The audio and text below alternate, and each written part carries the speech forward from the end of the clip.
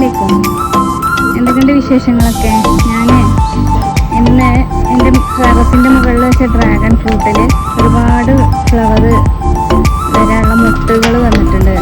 അപ്പോൾ ഞാൻ അതിൻ്റെ വിവിധ സ്റ്റേജുകളിലുള്ള ഒരു ഭാഗങ്ങൾ കാണിച്ചു തരാം. അപ്പോൾ ചെറിയ മുട്ട് വന്നത്, അതിലേറെ കുറച്ചും കൂടി വലുതായത്, അത് വിരിയാനായത്, അങ്ങനെ പലവിധം സ്റ്റേജിലുള്ള മുട്ടുകൾ ഇപ്പോൾ വന്നിട്ടുണ്ട്.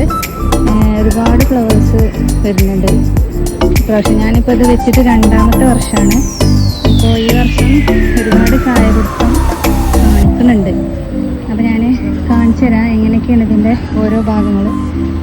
ഇപ്പോൾ ഇത് കണ്ടോ, ഇവിടെ ഒരു മുട്ട്, ഇതിപ്പോൾ ചെറിയ സ്റ്റേജാണ്. ഇതിങ്ങനെ വിരിഞ്ഞ് ഇതിങ്ങനെ കുറച്ചും കൂടി വലുതായാൽ ഈ ഒരു സ്റ്റേജിലെത്തും. ഉൾഭാഗത്തേക്ക് പോയിട്ട് ഉള്ളിൽ പോയാലേ ബാക്കിയൊക്കെ കാണിക്കാൻ പറ്റും. ഇതുണ്ടോ,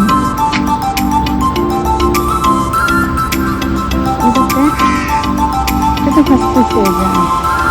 ചെറിയ മുട്ടതൊക്കെ ഉണ്ടാവുന്ന ഉറപ്പായിട്ടുള്ള ഫ്ലവറുകളാണ്. ചില ഫ്ലവേഴ്സ് ചെറുതാവുമ്പോൾ തന്നെ കൊഴിഞ്ഞു പോകും. ഇപ്പോൾ ഇതുണ്ടോ, ഇതാണ് വിരിയാനായ ഒരു സ്റ്റേജ്. വിരിയാനായ പറഞ്ഞാൽ ഇപ്പം നാളെയല്ല മറ്റന്നാളായിട്ട് ഇത് വിരിയും. അപ്പോൾ ഇത് വിരിഞ്ഞ് ഇപ്പോൾ ഇവിടെയൊക്കെ പറഞ്ഞാൽ പോളിനേഷൻ സ്വയം ചെയ്യും. കാരണം നല്ല തേനീച്ചകളുള്ള സ്ഥലമാണ് ഇവിടെയൊക്കെ. ചെറുതേനീച്ചകൾ വന്ന് പോളിനേഷൻ ചെയ്ത് കൊടുക്കും. അതുകൊണ്ട് നമുക്ക് വലിയ ബുദ്ധിമുട്ടില്ല. ഇതൊക്കെ മുട്ടുകളിങ്ങനെ ഒരുപാട് മുട്ടുകളുണ്ട്. ഇങ്ങനെ തൂങ്ങിക്കിടക്കണ, ഇങ്ങനെ തൂങ്ങി കിടന്ന ഓരോ ഭാഗത്ത് ഇങ്ങനത്തെ കൊമ്പുകളിലാണ് അധികം മുട്ടുകൾ വിരിയുക. ഇപ്പോൾ കണ്ടോ, ഇത് വിരിയാനായതാണ്. ഇത് കണ്ടോ, ഇവിടെ ഒരു മുട്ട് കാണിക്കുന്നുണ്ട്. ഈ മുട്ട് പോകും കണ്ടോ. ഈ ഒരു കളറിലാണ് കാണുന്നത് വെച്ചാൽ അതുണ്ടാവില്ല നോക്കണം, അത് നമ്മൾ എടുത്തിട്ടാൽ മതി. ഇതിലിപ്പോൾ ഇവിടെ 2 മുട്ടുകൾ ഓരോരുത്ത് കാണുന്നുണ്ട്. ഇതിൽ എന്തെന്ന് വെച്ചാൽ ഈ ഒന്ന് ഇത് ഉണ്ടാവില്ല എന്ന് അറിയാം. അപ്പോൾ 2ഉം കൂടി ഓരോരുത്തർ ഇത് ഉണ്ടാവില്ല. കാരണം എന്താ വെച്ചാൽ ഒന്ന് ഇതിലൊന്നേ വലിപ്പം കിട്ടുള്ളൂ, മറ്റേത് വലിയ വലിപ്പം. അപ്പം മറ്റേൻ്റെ ആ ഒരു വളർച്ചക്കും കൂടി ഇത് പാടുന്നു. അപ്പോൾ 2എണ്ണം അങ്ങനെ ഓരോരുത്തർ നിൽക്കണതുണ്ടെങ്കിൽ നമ്മൾ പൊട്ടിച്ച് മാറ്റണം. നമുക്ക് വിഷമിക്കാനൊന്നുമില്ല. ഈ കായ തന്നെ നമുക്ക് ആ 2എണ്ണം വരുന്ന കായൻ്റെ അതേ വലിപ്പം കിട്ടും.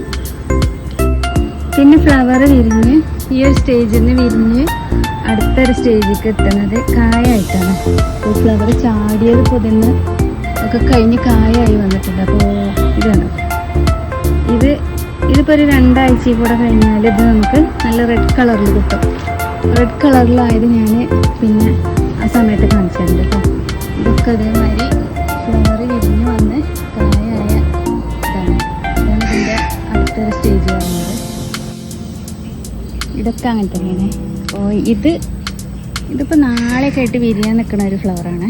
അപ്പോൾ ഈ ഫ്ലവർ ഇവിടെ ഇങ്ങനെ വിരിഞ്ഞിട്ട് ഈ ഒരു ഭാഗം ഉണ്ടല്ലോ, ഇതിവിടെ നല്ല അടിപൊളി ഫ്ലവറായിട്ട്. ഇതിൻ്റെ എന്ത് ഭംഗിയാണ് ഇതിൻ്റെ ഫ്ലവർ കാണാൻ. അത് വിരിഞ്ഞ് നിൽക്കുന്ന ഒരു വീഡിയോ ഞാൻ വേറെ ഇടുന്നുണ്ട്. ഇപ്പോൾ ഒന്നും വിരിഞ്ഞ ഇത് കാണുന്നില്ല. ഇതൊക്കെ കണ്ടോ, ഇവിടെയൊക്കെ മുട്ടുകൾ കാണുന്നുണ്ട്. അവിടെ അതിൻ്റെ ഉൾഭാഗത്തൊക്കെ ഉണ്ട് കായകളായിട്ട് തന്നെ ഒരുപാട് നിൽക്കുന്നുണ്ട്. അപ്പോൾ ഒരു 4 ദിവസം കൂടി, അങ്ങനെയല്ല ഒരാഴ്ച കൂടെ കഴിഞ്ഞാൽ ഒരാഴ്ചൻ്റെ ഉള്ളിലായിട്ട് ഇതിപ്പോൾ ഒരു 10-20 ദിവസമായ ഒരു കായാണ്.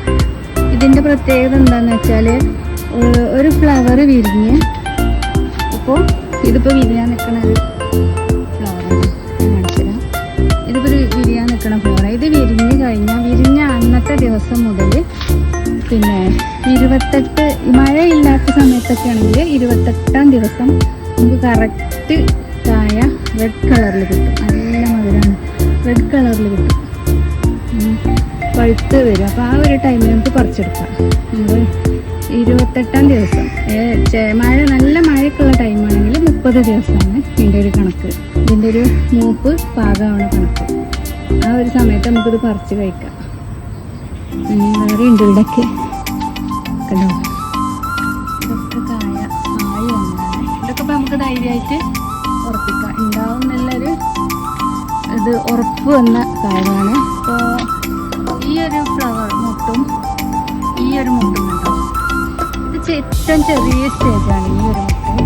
അപ്പോൾ ഇതൊന്നും ഉണ്ടാവില്ല എന്നറിയാം, കാരണം ഇതിൻ്റെ കളർ കണ്ടോ. ഇതൊക്കെ പറഞ്ഞാൽ മഴ വന്നിട്ടേ മഴ കൊണ്ടിട്ട് പോയതാണ്.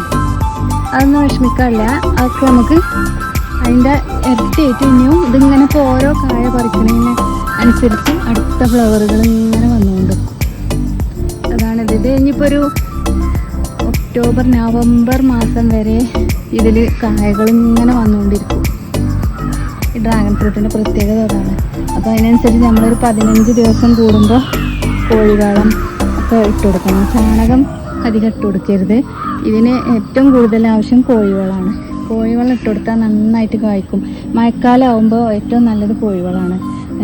ഇപ്പോൾ ഇനിയിപ്പോൾ ഇവിടുന്ന് അങ്ങോട്ട് മഴക്കാലമല്ലേ വരുന്നത്, ആ സമയത്ത് കോഴിവളം ഇടയ്ക്കിടയ്ക്ക് ഇട്ട് കൊടുക്കുക. 15-20 ദിവസം കൂടുമ്പോൾ കോഴിവളം ഇട്ട് കൊടുത്തുകൊണ്ടേ ഇരിക്കുക.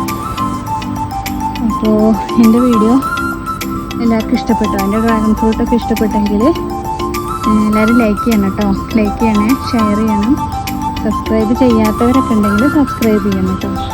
അപ്പോൾ എൻ്റെ വീഡിയോ ഞാൻ ഇപ്പോൾ വൈൻഡപ്പ് ചെയ്യാണ്. അപ്പോൾ എല്ലാവർക്കും ബൈ, താങ്ക് യു.